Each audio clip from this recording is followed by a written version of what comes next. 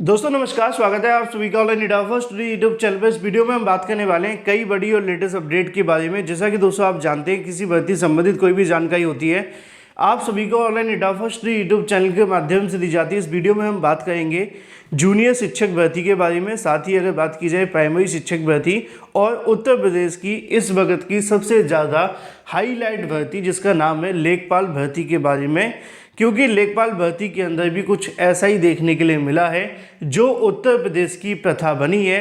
पिछले कुछ सालों से भर्तियों के अंदर हो रहे भ्रष्टाचार, धांधली, इसके अलावा इन तमाम चीज़ों के हो जाने के बावजूद भी सरकार के द्वारा किए जाने वाले दावे कि परीक्षाएं पूरे पारदर्शी तरीके से हो रही हैं। इन तमाम मुद्दों को लेकर हम बात करने वाले हैं, तो वीडियो को लाइक कर दें और शेयर कर दें। चैनल को सब्सक्राइब करके बेल आइकन को दबा लें, जिससे कि आपको रियल ऑथेंटिक जानकारी सबसे पहले मिलती रहे। तो चलिए दोस्तों वीडियो शुरू करते हैं। शुरुआत करेंगे सबसे पहली अपडेट के बारे में।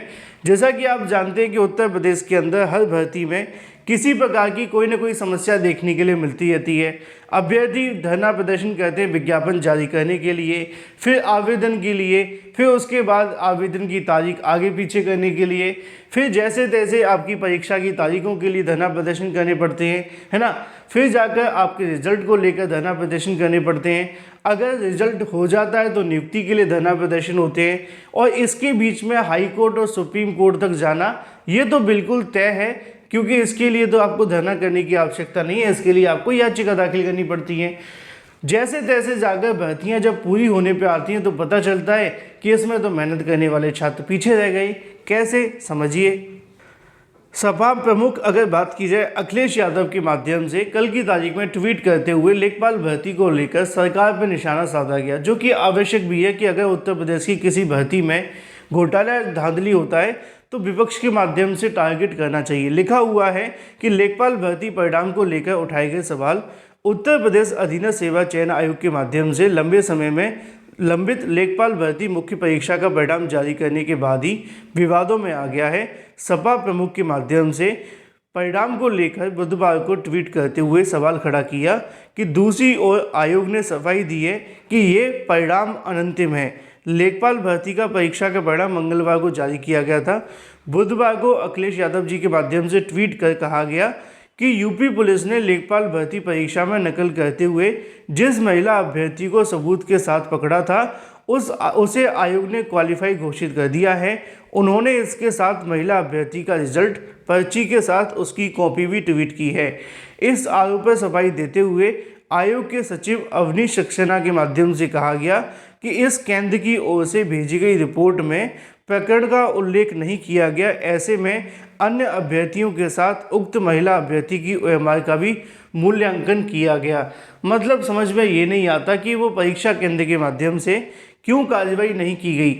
अगर ऐसा है तो परीक्षा केंद्र को भी पकड़ना चाहिए, क्योंकि जिसको लगातार एसटीएफ के माध्यम से टारगेट किया जा रहा था, उसके एडमिट कार्ड को, उसकी आंसर की को, इतना सब कुछ हो जाने के बावजूद भी उसका परिणाम घोषित होना ये कहीं ना कहीं तय नहीं है, ठीक नहीं है मेहनत करने वाले छात्रों के लिए।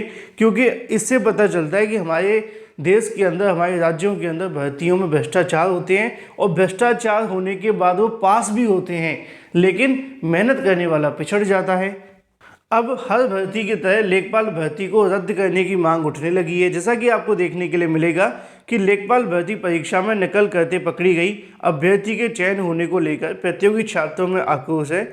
छात्रों का कहना है कि इस भर्ती प्रक्रिया को रद्द किया जाए, उत्तर प्रदेश अधीनस्थ सेवा चयन आयोग के जो अधिकारी हैं उनके ऊपर कार्रवाई की जाए।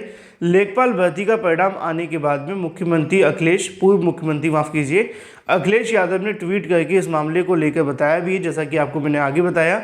लेकिन अब अभ्यर्थियों के माध्यम से मांग की जा रही है कि लेखपाल भर्ती को रद्द किया जाए और रद्द करके दोबारा से परिणाम जारी हो, जिससे कि यहाँ पे जो कहीं ना कहीं संदिग्ध पाए गए थे उन सभी को बाहर किया जाए, और उसके बाद जो भी यहाँ से फ्रेश अभ्यर्थी बनते हैं उनका ही सिर्फ चयन यहाँ पे किया जाए। क्योंकि 8085 पदों के लिए 27,000 को क्वालिफाई तो किया गया है, लेकिन 27,000 क्वालिफाई क्यों हुए हैं ये सबसे बड़ा सवाल है। क्योंकि आप जानते हैं कि 27,000 में से नौकरी तो सिर्फ 8,000 को मिलेगी, और छात्र पहले से जानते थे कि 15,000 इस भर्ती के अंदर संदिग्ध हैं। अगर उन 15 को जोड़ दो, 8,000 को जोड़ दो, तब भी आप सभी के सामने 22,000 बनते हैं। 5000 अभ्यर्थियों को क्यों लिया गया है, उनकी फीलिंग के साथ क्यों खिलवाड़ किया गया है, क्योंकि नौकरी तो उनको मिलने से रही। अब यही वजह है कि छात्रों के माध्यम से लेखपाल भर्ती को रद्द करने की मांग की जा रही है। क्या होगा क्या नहीं, इसके लिए इंतजार है। आपकी राय क्या है, कमेंट करके अवश्य बताएं। चलिए बात कर लेते हैं अपनी अगली अपडेट के बारे में, जो कि संबंधित है जूनियर शिक्षक भर्ती के बारे में। फिर हम बात करेंगे प्राथमिक को लेकर। जैसा कि आप जानते हैं कि उत्तर प्रदेश के 6 to 8 जूनियर स्कूलों के अंदर जो भर्तियां देखने के लिए मिलती हैं, उनको प्रमोशंस के माध्यम से भरा जाता है। हाल ही में उत्तर प्रदेश के अधिकारियों के माध्यम से यूपीटीईटी अनिवार्य नहीं किया जा रहा था और प्रमोशन के अंदर बिना यूपीटीईटी फॉलो किया जा रहा था। लेकिन बिना यूपीटीईटी के प्रमोशन करना पूरे तरीके से एनसीटीई की गाइडलाइन के अगेंस्ट था। अब इसी मुद्दे को लेकर यहाँ पे आपको देखने के लिए मिलेगा कि बेसिक शिक्षा परिषद के सचिव ने बीएसए से सूचना मांगी है। अध्यापकों के प्रमोशन में लागू किया जाएगा टीईटी, मतलब जो प्राथमिक सहायक अध्यापक हैं, अगर उनको जूनियर सहायक अध्यापक बनाया जाता है तो उनको यहाँ पे टीईटी अनिवार्य होगा, जो कि यूपीटीईटी 6 to 8 वाला होगा। ऐसे में जो भी कार्य करने वाले सहायक अध्यापक प्रमोशन में शिक्षक पात्रता परीक्षा पास होने का नियम लागू किया जाएगा। इसके संबंध में बेसिक शिक्षा परिषद सचिव प्रताप सिंह वकील के माध्यम से 1 मई को सभी बेसिक शिक्षा अधिकारियों को पत्र लिखकर जानकारी मांगी है कि कितने शिक्षक प्राथमिक और उच्च प्राथमिक स्तर के टीईटी पास हैं। 31 जनवरी के बाद में पदोन्नति को लेकर 8 बार निर्देश जारी कर चुके हैं। सचिव ने सभी बीएसए से 8 मई तक टीईटी पास शिक्षकों की सूचना मांगी है, जिससे कि यहाँ पे इनका जो प्रमोशन है वो किया जा सके। बात कर लेते हैं अपनी अगली अपडेट के बारे में, जो कि संबंधित है प्राथमिक शिक्षक भर्ती के संबंध में 10 दिन के समय को लेकर।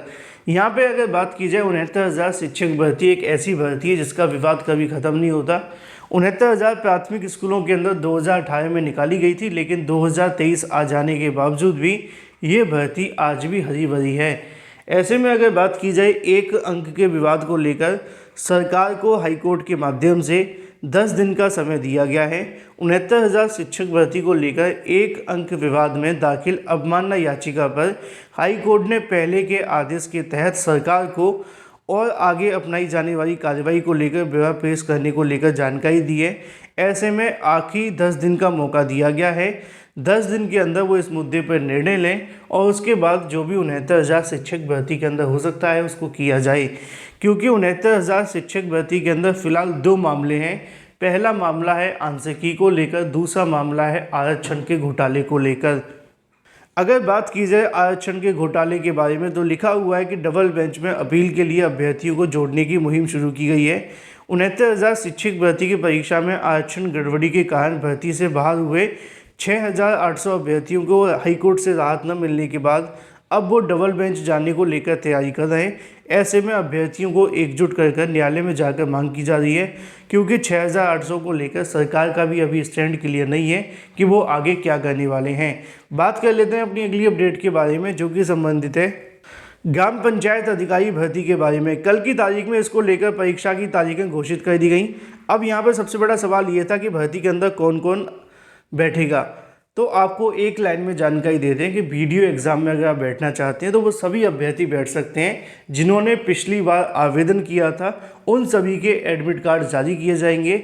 अब इसके अलावा आपको ज़्यादा परेशान होने की आवश्यकता नहीं है। तो सभी अभ्यर्थी वीडियो भर्ती के अंदर बैठेंगे, चाहे वो परीक्षा में बैठे थे नहीं बैठे थे फ़र्क नहीं पड़ता। बस आपने पिछली बार आवेदन किया हो, आपका एडमिट कार्ड जारी हो जाएगा। बात कर लेते हैं अपनी अगली अपडेट के बारे में, जो कि संबंधित है जल्द जारी होगा स्टाफ नर्स पोस्ट भर्ती का परिणाम। यहाँ पे अगर बात की जाए यूपीपीएससी के माध्यम से 558 पदों के लिए भर्ती का परिणाम जल्द जारी किया जाएगा। इसको लेकर उत्तर प्रदेश लोक सेवा आयोग के माध्यम से लगातार तैयारियाँ जारी हैं और जैसे ही यहाँ पे सारी चीज़ें स्पष्ट होती है फिर उसके बाद में यूपीपीएससी के माध्यम से नई भर्ती का विज्ञापन जारी किया जाएगा। फिलहाल इस वीडियो के माध्यम से इतना ही। Thank you for watching this video.